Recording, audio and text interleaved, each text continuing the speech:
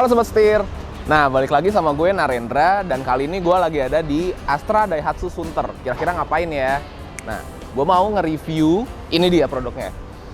Sirion Facelift 2022, warna merah. Nah, tapi nggak cuma nge-review ini doang, gue juga mau ngebandingin sama facelift sebelumnya, yang ini, yang warna putih. Pasti penasaran kan? Bukan hanya dari segi eksterior aja nih yang berbeda, tapi fitur-fitur di dalamnya juga berbeda. Penasaran kan? Ikutin terus video ini sampai habis.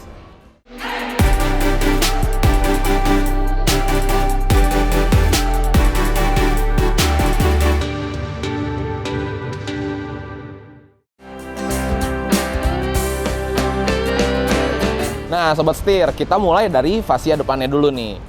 Kalau kita lihat di sini, lampunya dia udah full LED nih di facelift yang terbaru, dan bedanya posisi lampu sen berada di bagian dalam. Kalau kita lihat di yang sebelumnya, dia lampu sennya berada di bagian luar, dan dia juga masih bohlam biasa, belum LED. Oke, kita mulai turun ke bawah, ke bumper. Di bumper, untuk facelift terbaru ini dia lebih terlihat sporty ya, karena bentuknya lebih menekuk-menekuk. Terus juga di bagian lipsnya dia lebih besar, lebih tajam-tajam dibanding yang varian yang ini, versi yang sebelumnya. Nah, yang menjadi ciri khas adalah ini nih. Kalau di Peru 2 Myvi, di saudaranya yang di Malaysia, untuk tipe ini disebut Myvi Vampir. Kenapa tuh Vampir? Karena seharusnya di sana nih DRL, jadi kelihatan kayak vampir gini kan. Nah, di model sebelumnya justru malah ada fog lamp. Berarti memang Daihatsu sudah pede nih dengan keterangan pencahayaannya. Jadi udah, kayaknya nggak perlu pakai fog lamp lagi deh, udah hilangin aja. Jadi di sini polos. Tapi tetap ada ini, sensor parkir depan, sama juga kayak versi yang sebelumnya. Nah, kalau kita lihat di grill, di sini sudah hitam ya, lebih dominan warna hitam dibandingkan chrome-nya. Jadi lebih menekankan kesan sportinya gitu, hitam-hitam. Kalau chrome kan lebih terlihat mewah, sedangkan Daihatsu mencoba mengurangi penggunaan chrome untuk makin menekankan kesan sporty. Kalau kita lihat di sini kan chrome-nya masih banyak nih. Ini chrome, di sini chrome, di sini baru hitam. Nah, kalau untuk versi facelift terbaru sudah hitam, udah serba hitam. Dan juga, nah, di bagian lampu. Untuk lampu di versi yang ini masih menggunakan chrome, housing chrome. Sedangkan untuk yang facelift terbaru udah pakai hitam. Jadi kesannya jauh lebih sporty dibandingkan versi sebelumnya yang ini. Nah, Sobat Setir, dari sisi samping, kira-kira apa ya bedanya? Coba deh kalian perhatikan.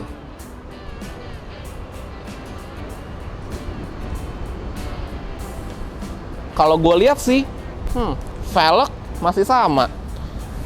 Dual tone, menggunakan ring 15 yang dibalut oleh ban 185 55 ring 15. Sebenarnya modelnya bagus sih, tapi untuk facelift terbaru kayaknya lebih cocok lagi kalau misalkan velgnya juga beda ya desainnya, lebih sporty lagi gitu, karena kan kita lihat sama dia, nggak ada perbedaan.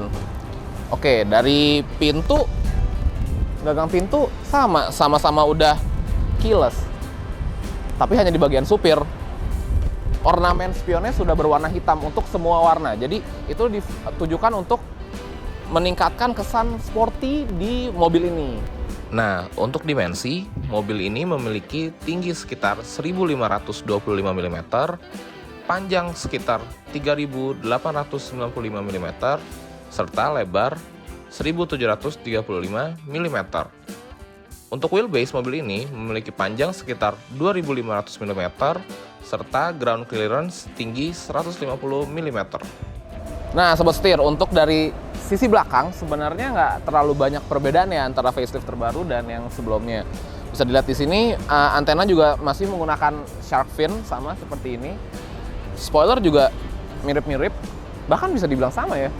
Sama-sama punya high mount stop lamp, sama-sama punya defogger lengkap.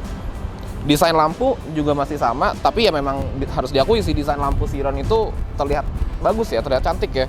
Ini udah menggunakan LED untuk lampu rem, tapi lampu sen dan lampu mundur masih menggunakan bohlam halogen. Kalau kita turun ke bawah, perbedaannya ada di desain bumper. Desain bumper berbeda nih, ini kan menggunakan model seperti sirip-sirip ya. Kalau ini sama seperti di depan, menggunakan monolit berwarna hitam lurus ke bawah. Mungkin bedanya di sini sobat setir, dia lebih tajam-tajam nih desainnya. Ini kan lebih membulat, sedangkan ini lebih tajam-tajam. Ya balik lagi untuk menekankan kesan sporty di mobil ini. Sama-sama punya sensor parkir yang sewarna bodi juga, sama-sama punya ini kamera mundur, tapi ya itu kurang lebih perbedaan terbesarnya ada di ini yang masih sedikit modelnya membulat, sedangkan ini yang sudah patah-patah nih, udah tajam-tajam nih sobat setir.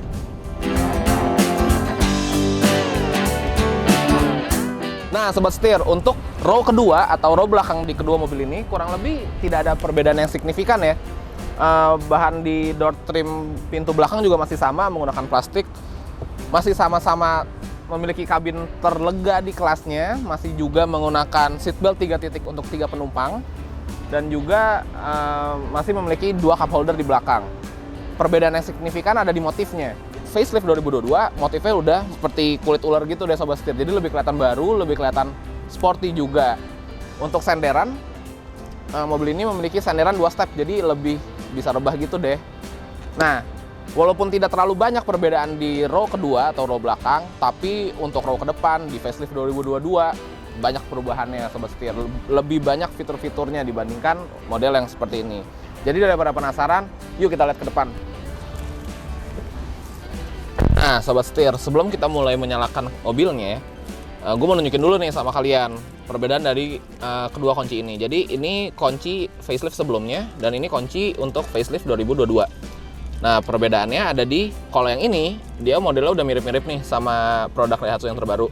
Terus juga dia untuk locknya, jadi kita mencet logo Daihatsu. Kalau ini kan masih ada tombol locknya nih. Kalau ini dia menyamar menjadi logo Daihatsu. Unik juga ya. Oke, sekarang kita nyalain mobilnya. Nah, mulai dari dashboard.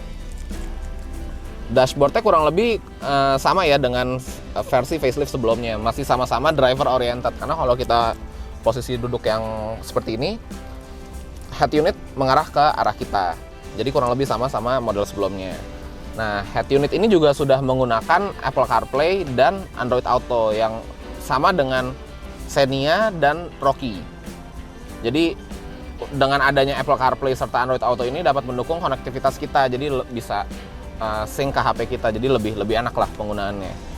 Nah, turun ke bawah, di sini ada indikator seatbelt untuk penumpang passenger di kiri dan di belakang, passenger belakang. Perbedaannya dengan yang versi sebelum ini, indikator penumpang belakang ada di MID, jadi sekarang udah ada di sini. Nah, ini di sini ada central lock, buka dan kunci, serta ada indikator sensor parkir. Turun ke bawah lagi ada AC. Kita nyalain dulu ya AC-nya. Oke, untuk AC perbedaannya nggak begitu signifikan. Malah justru di sini memori AC jadi cuma ada 1. Kalau di versi sebelumnya ada 2 memorinya, sedangkan di sini hanya ada 1. Tapi dengan itu kelebihannya jadi ada tombol off. Jadi kita kalau mau mematikan AC tidak perlu pencet ngecilin fan satu-satu sampai mati. Kalau di sini tinggal pencet off aja, langsung mati sobat setir. Nyalain lagi. Bergeser ke samping, untuk instrumen cluster ini udah model terbaru ya, udah menggunakan, masih ada analognya dengan jarum berwarna merah, serta sudah ada MID digitalnya. Nah, MID ini sama dengan yang digunakan Xenia, jadi dia sudah lengkap di dalamnya, gambarnya juga sudah bagus, dan ada indikator ketika pintu terbuka atau indikator setir yang berbelok. Jadi kita bisa lihat nih sobat setir kita miring atau enggak nih, kita bisa lihat dari MID di sini. Oke, di sebelah kanan juga ada slot untuk penyimpanan, bisa buat nyimpen kunci di sini. Memang tidak terlalu besar, tidak bisa untuk menyimpan handphone, cuman ya lumayan lah, jadi kita bisa naruh kunci di sini. Balik lagi ke tengah, di sini ada slot untuk ngecharge 5 volt 2 ampere, dan ada untuk lighter ya, ada slot lighter di sini. Turun ke bawah ada kayak tempat penyimpanan juga sobat setir, lumayan dalam, tapi memang nggak begitu lebar sih, tapi lumayan dalam lah. Jadi alternatif kalau sobat setir nggak mau naruh kunci di sini, bisa taruh kunci di sini. Oke.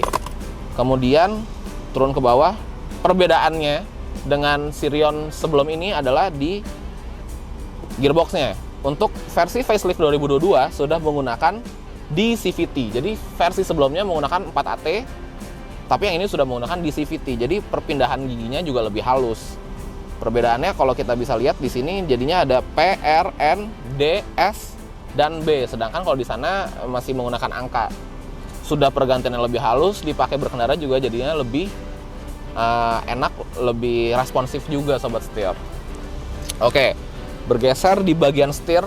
Setirnya sudah kulit dan sudah memiliki desain yang terbaru nih. Desainnya udah kayak Rocky. Di setir ada tombol untuk trip, tombol untuk gonta-ganti MID, pengaturan suara, gede kencangnya suara, serta next song juga ada di sini. Ada Bluetooth teleponi juga, dan desainnya bagus sih sobat setir. Kalau gue sih suka ya sama desainnya. Di bagian kiri di sini ada untuk pengaturan wiper, dan di sini di bagian kanan ada untuk sen serta untuk lampu yang sudah auto. Geser ke sebelah sini, geser sebelah kanan. Kalau di model yang sebelumnya dia masih ada kosong-kosongnya nih sobat setir, tapi untuk yang facelift 2022 udah lengkap. Ada apa aja? Ada traction control off, ada idling start stop, ada ion juga, leveling lampu, serta kalau yang ini spionnya sudah otomatis pelipatannya. Oke, geser ke bagian door trim supir. Seperti biasa, kaca sudah otomatis untuk turun, udah otomatis juga untuk naik. Jadi memudahkan kita nih sobat setir kalau lagi mau bayar parkir, bayar tol, tinggal pencet lagi. Oke sobat setir, untuk driving position ya belum bisa teleskopik tapi udah bisa tilt, dan posisinya juga lumayan oke. Posisi duduknya juga enak. Di door trim juga ada cup holder yang lumayan buat nyimpen satu botol serta barang-barang kecil lainnya. Di door trim depan kanan, door trim depan kiri juga sama kurang lebih. Sama di sini ada penyimpanan yang lumayan luas serta ada colokan untuk mendukung Apple CarPlay dan Android Auto-nya sobat setir. Jadi kurang lebih itu perbedaan interior row pertama di Sirion facelift 2022 dan Sirion yang facelift yang sebelumnya sobat setir. Nah sobat setir, sekarang kita masuk ke ruang mesinnya.